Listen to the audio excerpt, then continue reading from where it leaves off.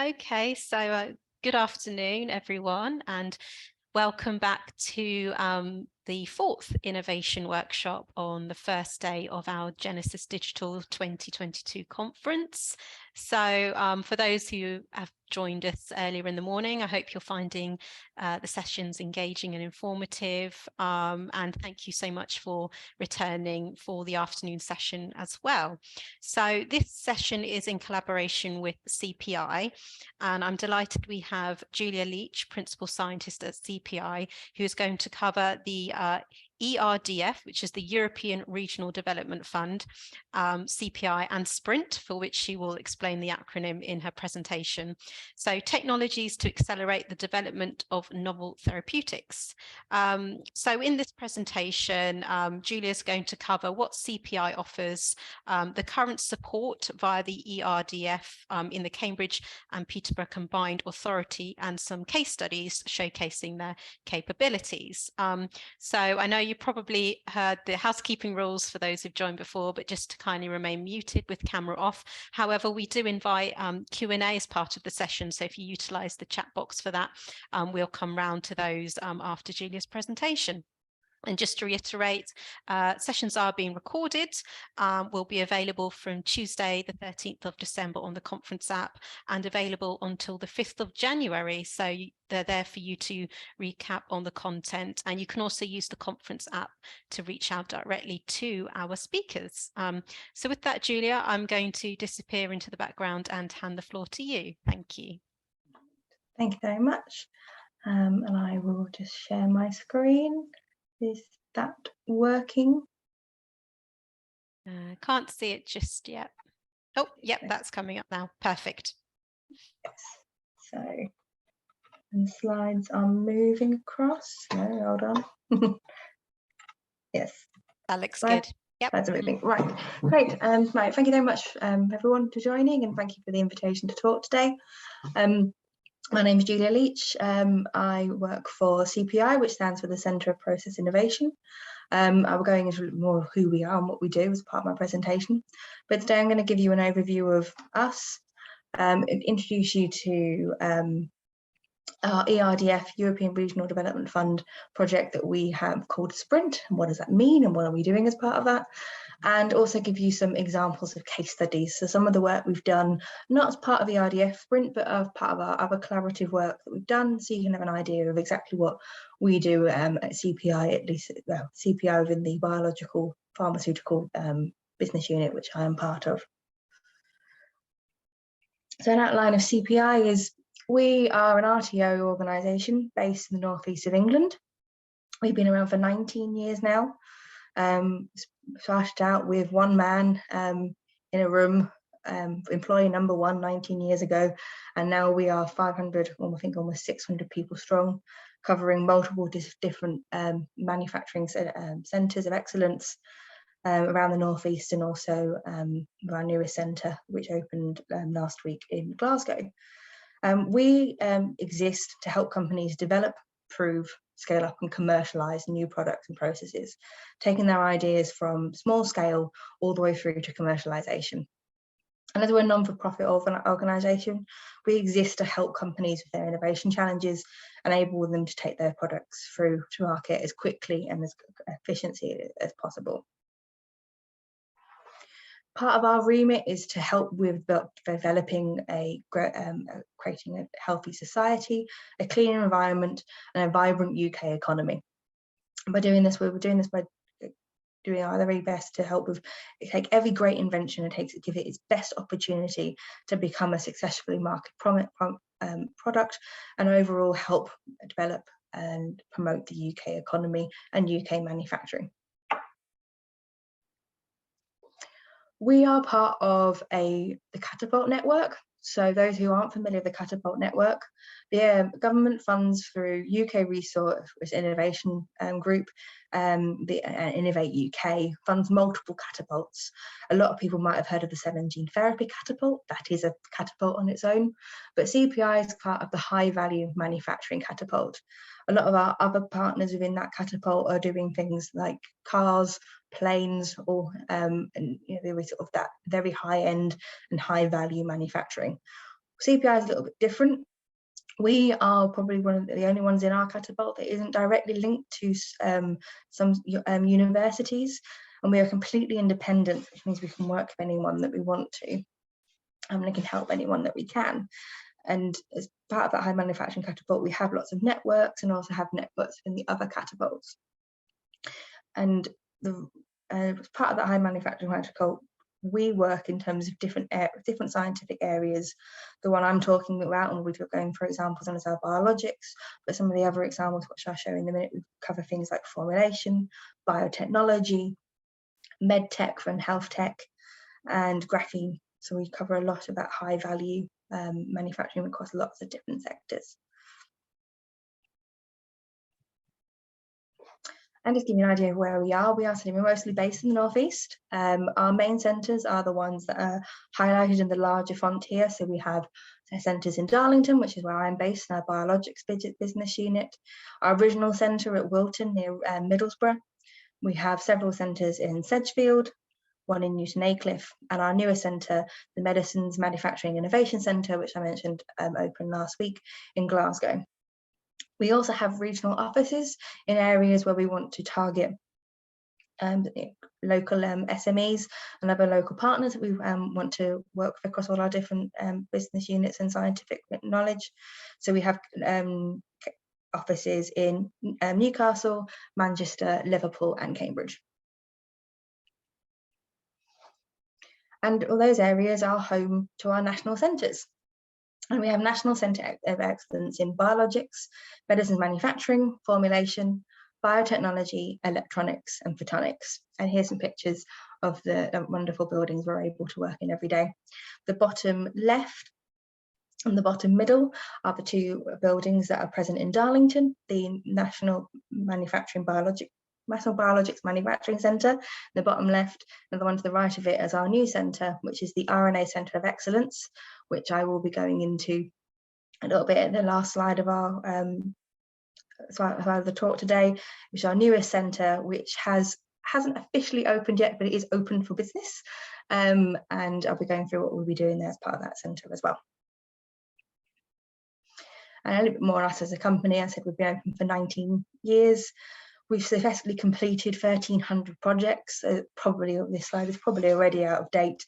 It gets refreshed every year, but we carry on working and carry on innovating with people. We've had 2,200 business collaborations. And we have 60% of those are SMEs. We're on 601 highly skilled staff across our 10 sites. And last year we had a 7.8 million annual turnover. So I'm going to go through a little bit about our National Biologics Manufacturing Centre and the capabilities we have in Darlington. So CPI is here to help overcome drug delivery barriers by improving the targeting and solubility of your drugs. We offer accelerated and scalable formulation development through novel solutions, as well as process optimization and analytical characterization.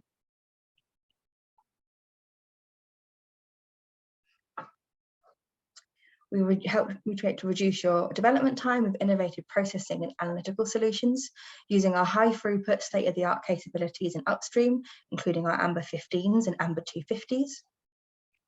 In downstream, using robocolumns and our Janus liquid handling robots, and high throughput analytics to support the high throughput process development.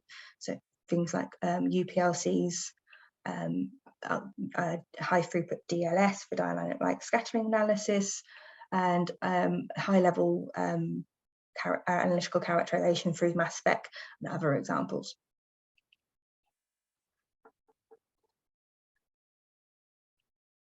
All this working towards making effective manufacturing solutions. We use our expertise and state-of-the-art capabilities to work together to develop new upstream and downstream capabilities, including things like cell-free protein synthesis, smart, continuous, small-scale bio processing, both from upstream and downstream.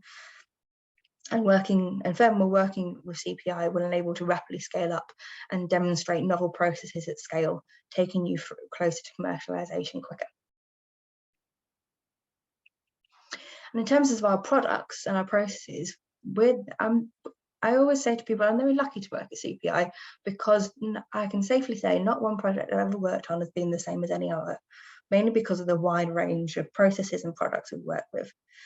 So we work with what you would consider traditional biopharmaceuticals, so recombinant proteins and mAbs, the therapeutic and vaccine products that we're all very aware of and are mainly standard, and people are very aware how they work and the scale-up processes behind them.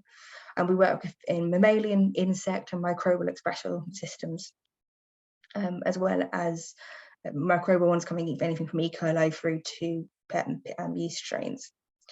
We also have work in the viral vector gene therapy spaces, mainly IAV, but also lentiviruses. And obviously they're very prominent in the last few years with RNA vaccines. We work in the nucleic acids area as well.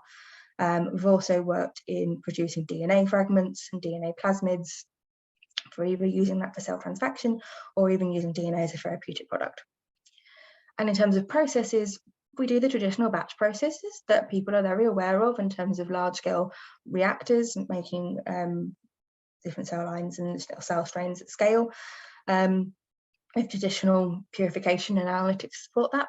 But we've also expanding into things like continuous processing. We have demonstrated continuous processing across both different modalities of recombinant proteins and nucleic acids. And we have had 3 or 4 funded projects now from Innovate UK where we've looked at the continuous batch process and how modular that process can become to be able to use across lots of different products. And finally, we also have worked in cell-free expression, we're using entirely synthetic and lysate-based products for expression of both protein and nucleic acid products. And our expertise in that cell-free expression has helped us develop into that nucleic acid space in the last few years. Just a brief overview of sort of therapeutic proteins, sort of overview, and very similar capabilities can apply, and these different modules can apply to other modalities. But in terms of therapeutic proteins, what you're looking at is you've got your cell and you've got your DNA to make your protein of interest. You do transfection, or sometimes we'll do that, sometimes our customers will provide us with cell banks. And then we have our upstream capabilities, we have high throughput process development, bench scale evaluation, and we can go to process scale up. We can go up to 100 litres microbial or 200 litres mammalian. We then have downstream, so we can do high throughput process screening to help develop and identify the best resin or the best conditions for purifications, excuse me. We can do bench scale evaluation, and then we can do process scale up to support those larger scales that are being produced by our upstream colleagues.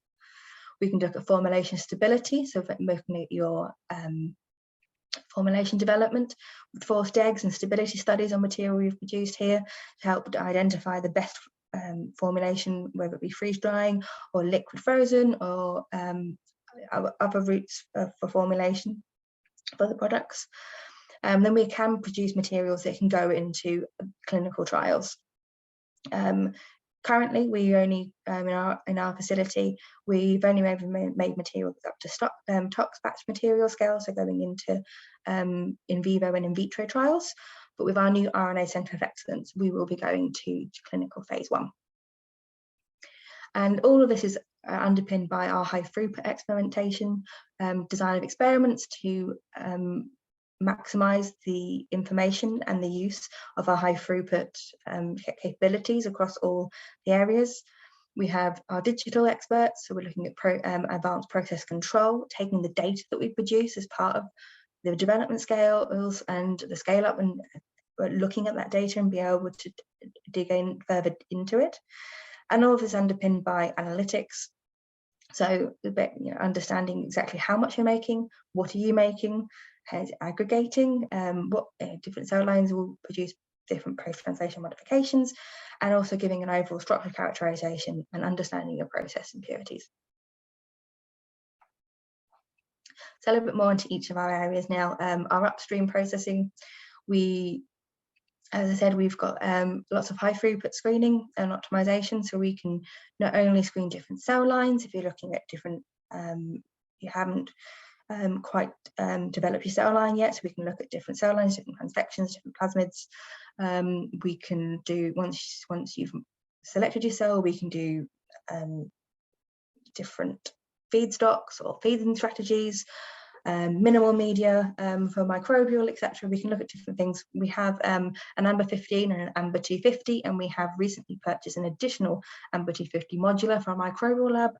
We find our AMBER units are used very extensively and can produce some very valuable information for our collaborators. Once we've done those scale ups and done our process optimization work, we can then go into our lab scale demonstration. So we have between 2 and 10 litres, depending on whether it be microbial or mammalian stirred-based reactors. And we have things like SEDEX bio high throughput to allow us to do online measurements and offline measurements for the different metabolites and different parts of the process, so we can keep an eye on how the process is going through the fermentation or through the longer reactions for things for mammalians.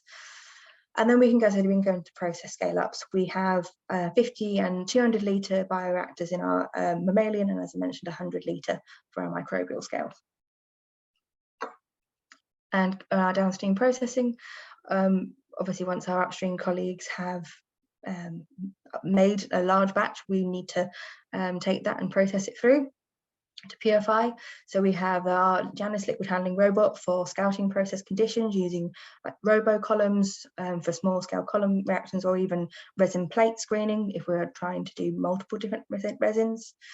We can then go up to a slightly smaller scale of ACTA once we've taken those from a robo column stage to test those different parameters. We then go up to a larger lab scale development scale to go in an ACTA Avant, an ACTA Flux system for TFF for filtration flow. And then we can, those larger scales can all they got to ACTA pilots and ACTA processes, and our SATA flow advanced TFF, allowing us to take those larger scale, the 200 and 100 litre reactors, and purify those. And as I said, we have used this to produce tox material. And underpinning that, well, downstream colleagues are able to do a lot of process monitoring themselves using high throughput analytics like the lab chip GX2 from PerkinElmer to do capillary electrophoresis. And also high throughput immunoassays to look at host cell protein and host cell DNA clearance, rather than having to ask our analytical colleagues to do that. Our downstream colleagues are able to do that alongside their work. And then underpinning that all is the analytics. As I said, a lot of the process, some of the process characterization analytics is done by our process teams, but further characterization of the molecules and how the processes are affecting them are normally handled by our analytic colleagues. So we can we cover different areas of titer using traditional things like UV spectrometer, HPLC, UPLC, capillary electrophoresis, or something like an octet biolayer interferometry system for using binding kinetics and using that as a quantitative method. We do identity and purity and aggregation. CIF for charge variants, again HPLC, UPLCs, and we can do levels of different aggregation levels through nanometer, submicron, micron, and visible particle size ranges using things like our MFI or our DLS units, allowing us to look at that subvisible particle and identify any aggregation pathways before they would occur in traditional analytics. We can look at stability and structural characterization. So we have a quantitative circulars and dichromy instrument. We have mass spectrometry and experts who are able to run HDA, hydrogen deuterium exchange mass spec, as well as intact mass, peptide mapping, glycan structures, etc. We can look at the thermal stability using differential scanning calorimetry. And then we can also look at post-translation modifications. So we have fluorescent-based glycan profiles for both N and O glycans, and we look at the intact mass, peptide mapping, and we can look at site-specific modifications using including oxidation and deamylation.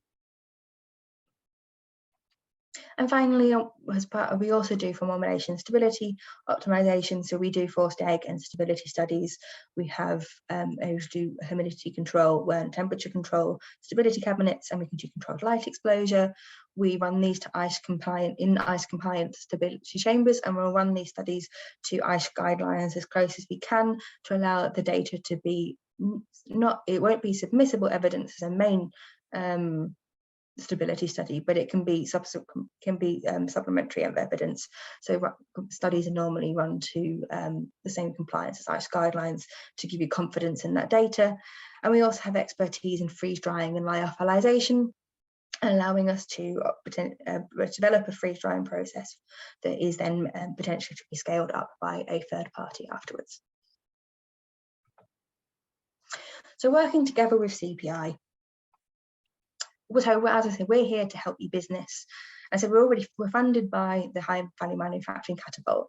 This has allowed us to develop our centres, develop our capabilities, and allows us to exist and carry on without, we're here to help, and therefore that's what we're here to help your business. So that's what the government is funding us to do. We have knowledgeable support, resources, and access to comprehensive networks of investors and partners.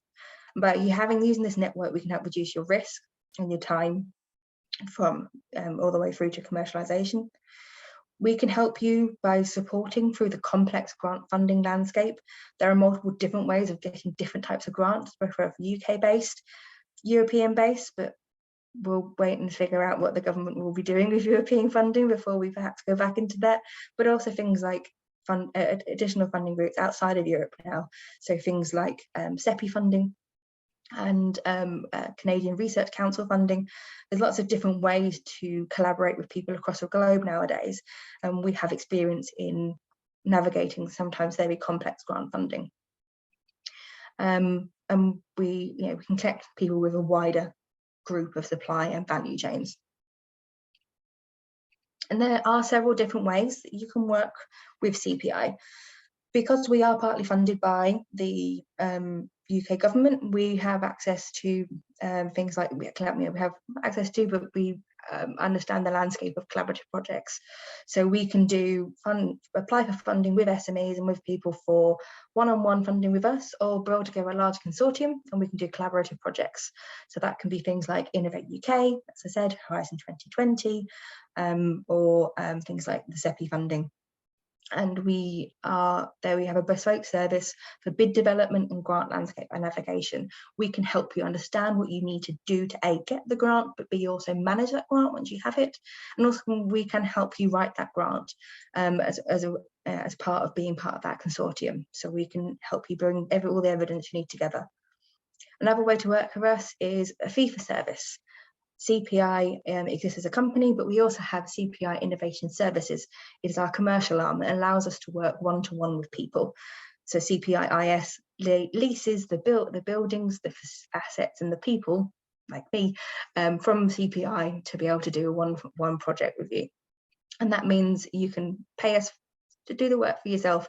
Sometimes that means it's a little bit easier for people because collaborative projects, you have to perhaps let some of the controls of your IP. One-to-one project fee for service with us is always a little bit easier if people want to have more of a tighter control of their IP. We can be then more flexible scope, and we can do maybe a slightly bigger project size, cover more areas, and do a bit more change of scope if we're not using public money and you're paying us to do it. And this can be anything from business and innovation support to consultancy to actually wet work lab-based projects. And the final way to work with us is what I'll be giving you an example of today is funded SME support. So regional targeted support that's been normally given to organisations like CPI to then fund and manage, and we can then go out to talk to people about it, which include the European Regional Development Funds.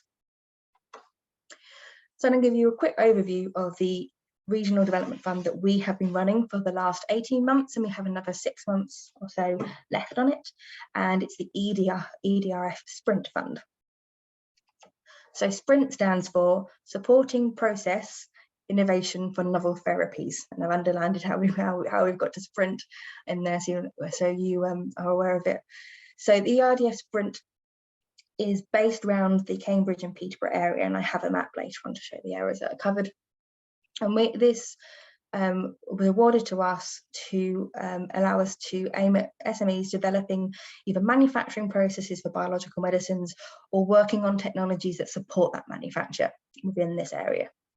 It is 100% funded, and it utilises these SME state aid. You must have a GBER state aid allowance to be able to work with us. You must have under 250 members of staff, must have an annual turnover of less than 50 million euros or a balance sheet of less than 43 million euros. And as I said, the project now is due to end next year in June.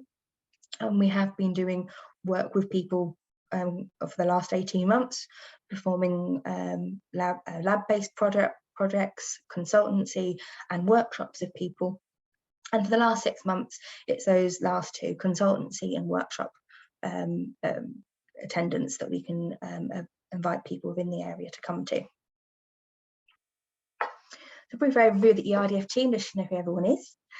We have Stephen Catchpole, Marcel Cupier and Claire Defty.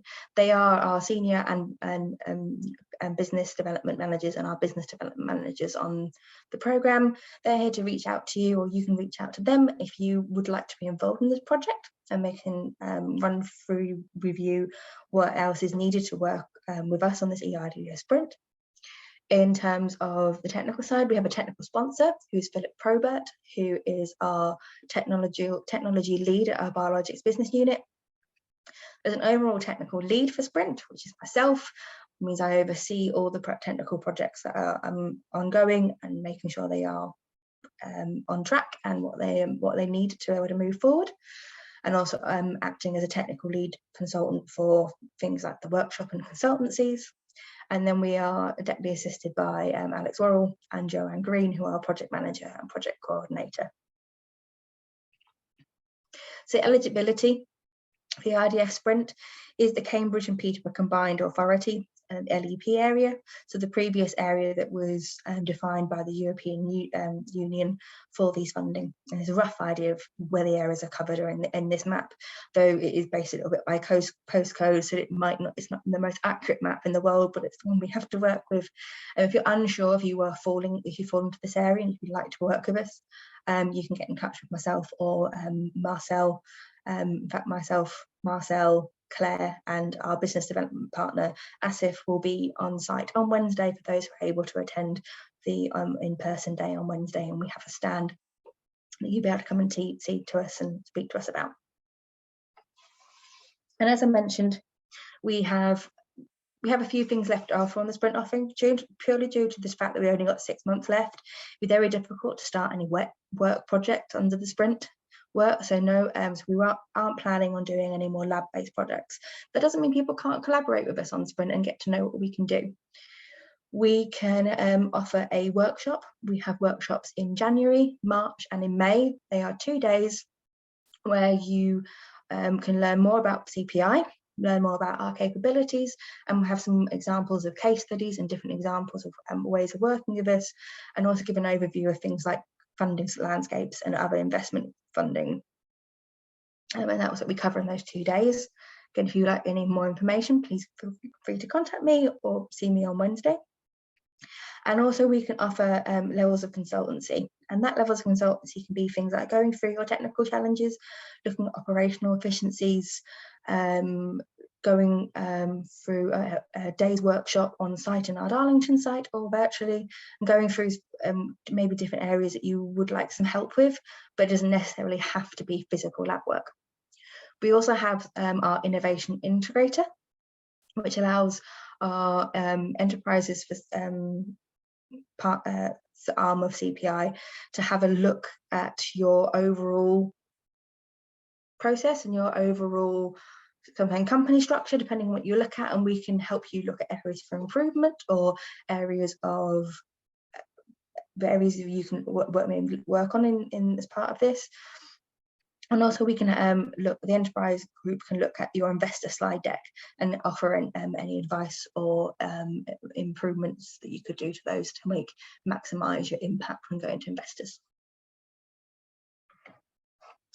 Then I'm just going to go through a few case studies. All the case studies I'm going to go through are projects that we've had that have been funded through different funding schemes over the last 7 years since the centre opened.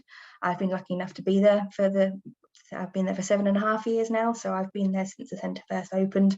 I've either been part of or seen all these projects going on, and we have a lot of really good examples of how we can work. I'm just going to go through a few that we have here.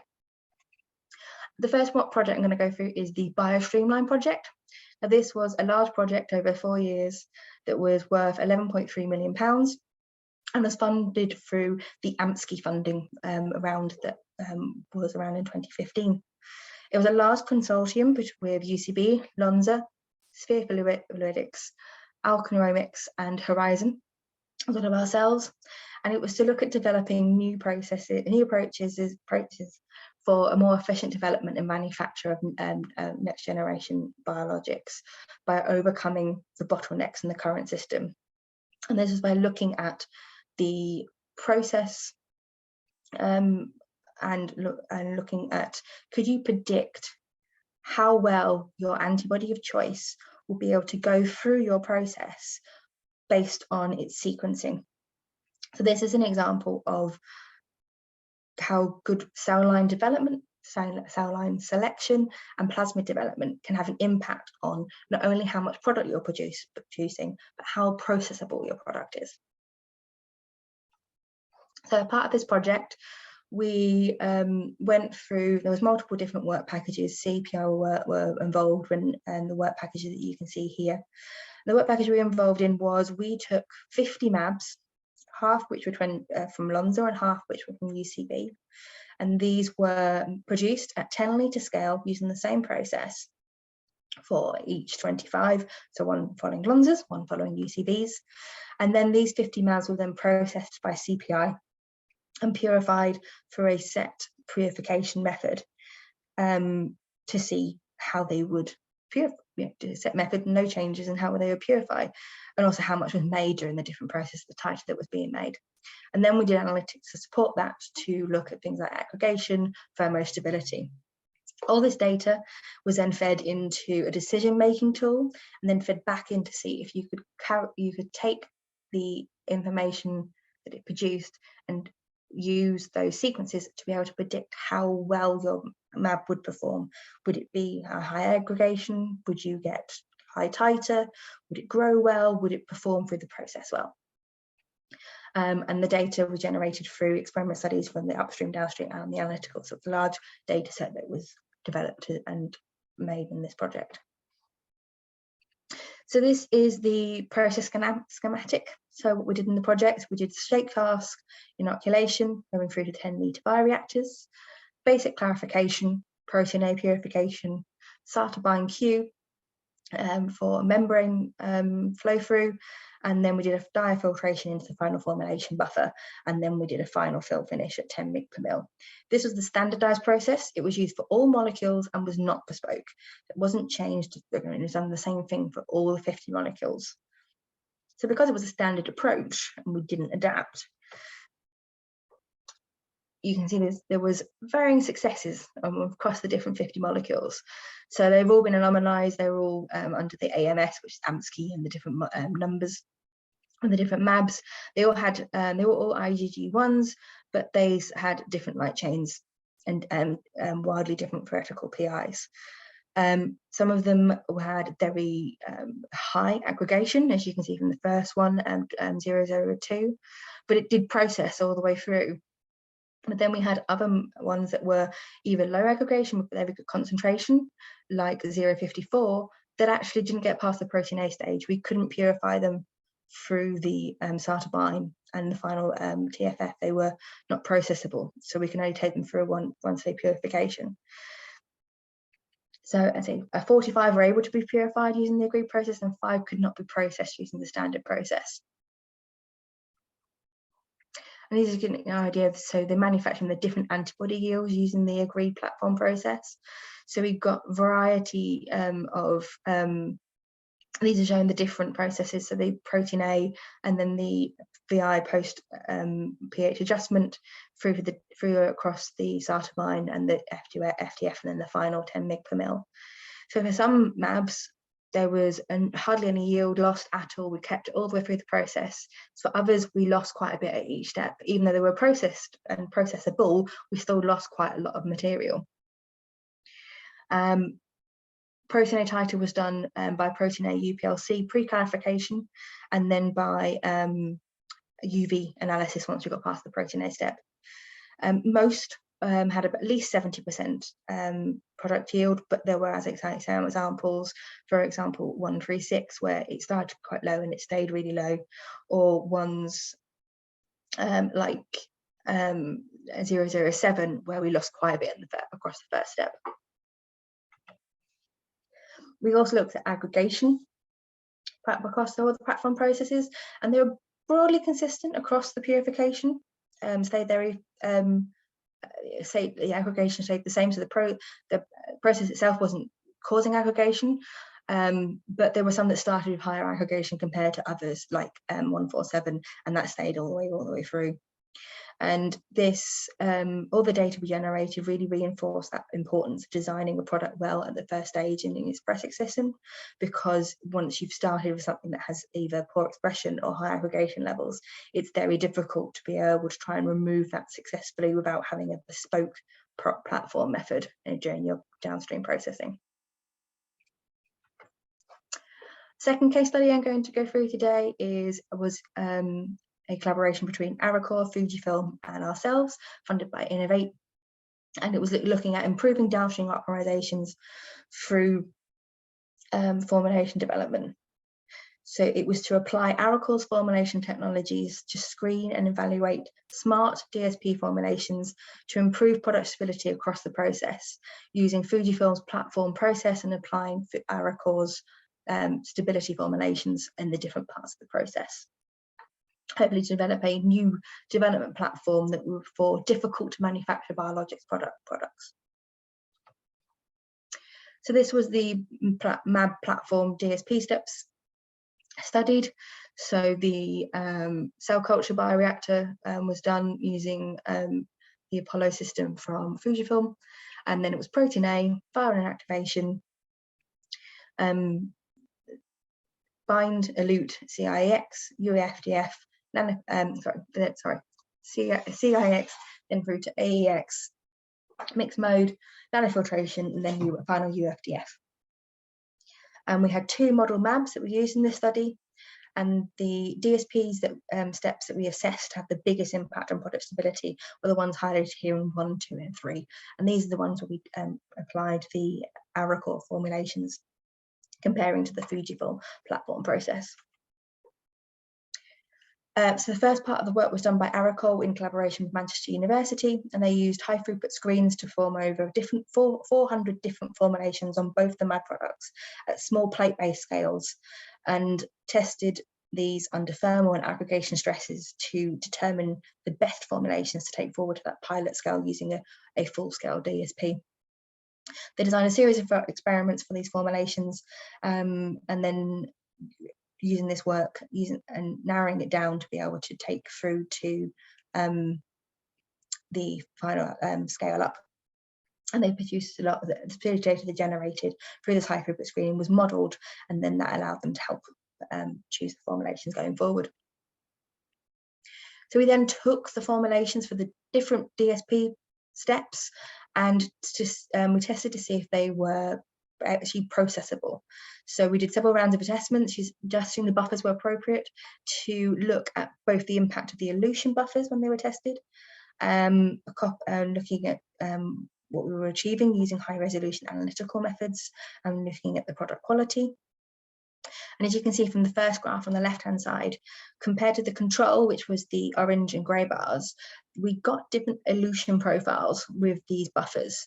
So it didn't mean that they weren't eluting the AB, they were just eluting it in a different form. So it was coming over larger volumes of liquid and over different numbers of fractions in the resin purification, which itself isn't bad. You're getting good yields, it's just a higher volume, and you wouldn't necessarily want to have such a higher volume of liquid when you're scaling up.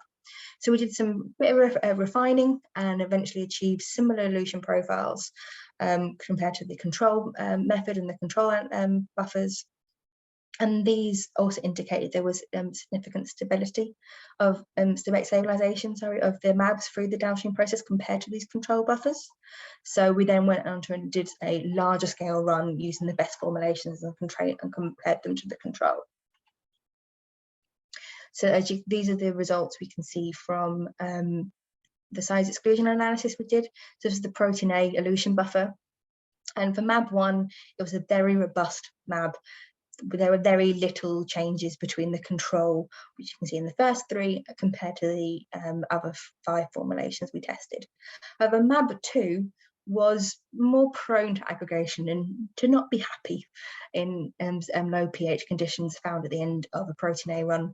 And as you can see, compared to the control, first 3 bars on the control for MAB2, we had very high generation of high molecular weight species on the size exclusion HPLC, but particularly formulation 4 and formulation 5 really stabilized the MAB. We were still getting a very good yield across the step, but we were the MAB was not aggregating as extensively, and therefore increasing the amount of fully formed and main purified protein that we were seeing.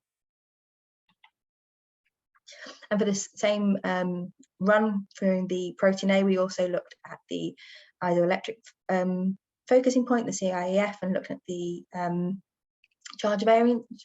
And we said for MAB1, we did see a change. We did see that it was more main peak compared to the control, so it was still stabilizing, though not as extensive as you can see for MAB2. MAB2 was really beginning to aggregate and forming a lot of basic isoforms, which is quite a common occurrence for MABs as they begin to aggregate. But for formulations 4 and 5, they were giving us the isoform charge variance that we would expect for that MAB in its final formulation. So the formulations were stabilizing, and we can see that from both the size exclusion and the CIEF data. A couple more case studies before I'm finished. So we've got we did an analytical characterization, again funded by Innovate UK, with applied photophysics and the University of Exeter and AstraZeneca. And this was looking at a new platform for hydrogen deuterium exchange on mass spectrometry. The current systems on the market, those are quick, can sometimes miss some of the very early on changes from hydrogen to deuterium in mass spectrometry. Therefore, you're missing out on some of the structural data and structural changes that you would be able to see. So as part of this, we took a experimental system from applied photophysics and attached it to our Waters mass spec synapse system, and see if we could increase that increase the time we could see things from. So this is obviously increased the need for high present analytics to characterize performance and stability related attributes. And we supported in this by taking that new platform and attaching it to our current system and measured it against the current standards.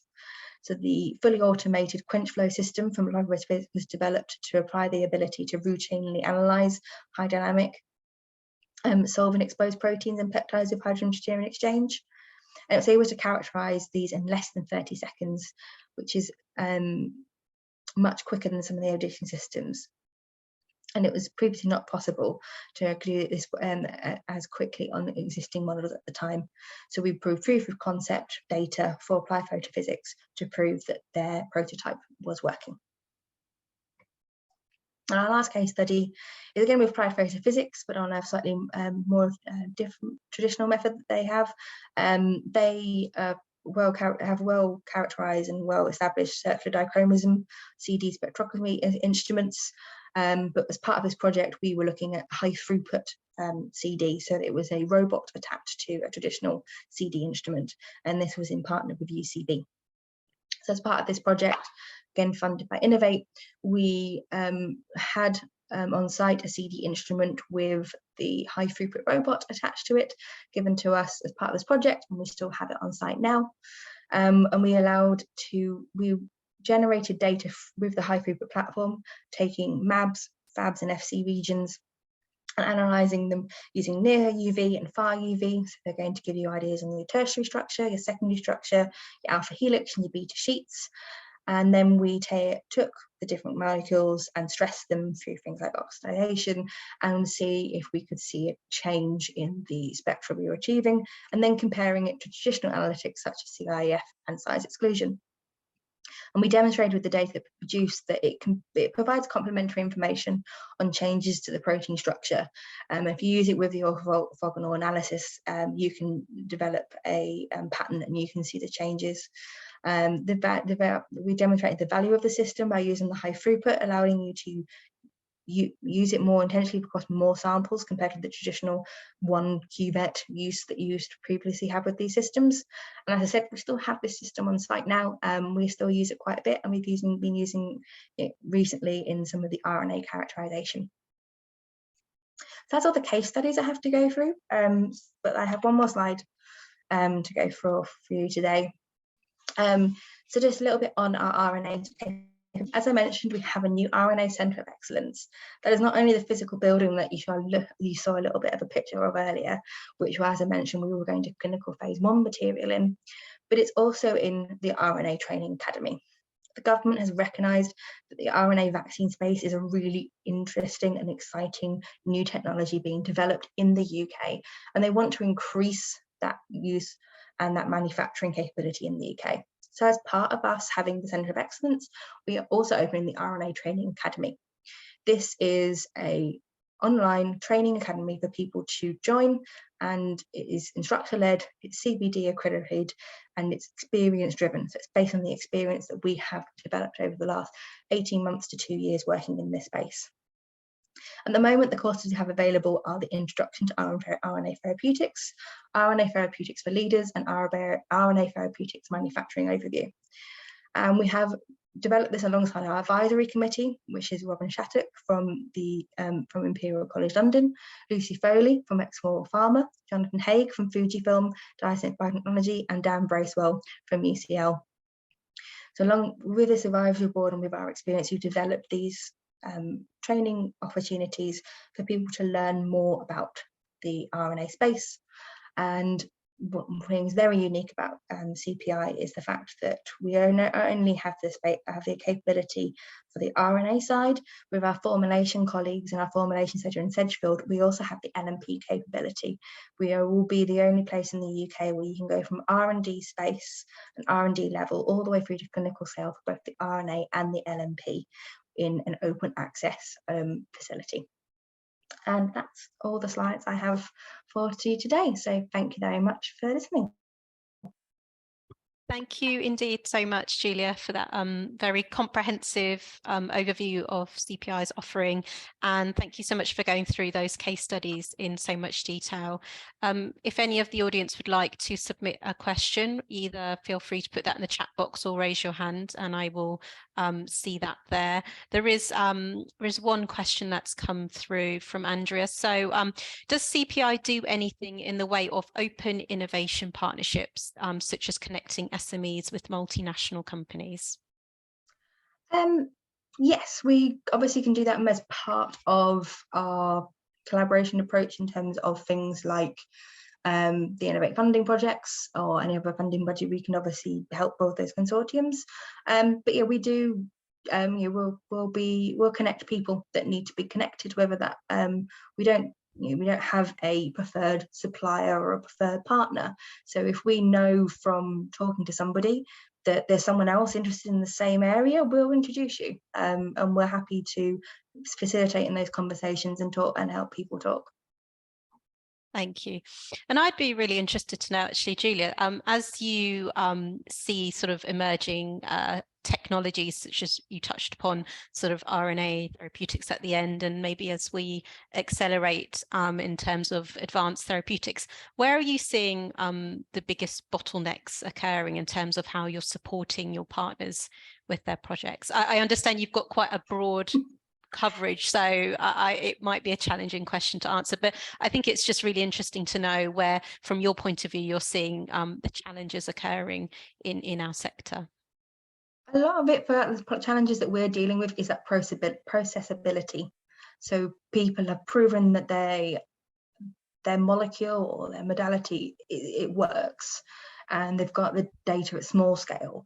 But it's that scalability, being able to develop the process that means it's actually, at the end of the day, as much as we would like to make everything that will make everyone feel better, if it isn't processable and won't make margin, people aren't going to fund it and aren't going to take it through. So it's that processability, making things, a lot of the more complex molecules that we're dealing with are fundamentally difficult to work with, unfortunately. They'll either be highly charged or have complex structures that you need to keep intact. So it's that processability, developing the processes at scale that means you're going to get the yield that you want and that is actually viable as a process. So that's probably the biggest bottleneck, and being able to have enough material to do that. We obviously work at fairly larger scales, but they sometimes can be quite expensive. But sometimes we need to work at those larger scales because we need the material to be able to, for example, even though we've done, our upstream team may have developed a great product that will now increase the titer, we're going to need a larger scale to be able to then make sure the downstream can be developed correctly. So yeah, it's processability and having enough material to be able to develop it. And like most things at the moment, people would like things done yesterday. Everyone wants to move forward, and it's be able to manage those timelines. Yeah, I think you highlight a really important point, and it sort of attunes to how, organizations like yourself play such a key role in the sector in terms of how each stakeholder relies on each other, in terms of progressing projects forward. You can have a great invention, but when it comes to the technology to scale that up, it's sometimes where the key partnerships really come into play, and time again, I sort of see examples of that within the industry. So yeah, a really, really important point there. And the best thing about us is the fact that I point this out to apprentices and new graduates that start with us at their first jobs. They will never work anywhere that has as many toys to play with as we do. We are very lucky that great pitch.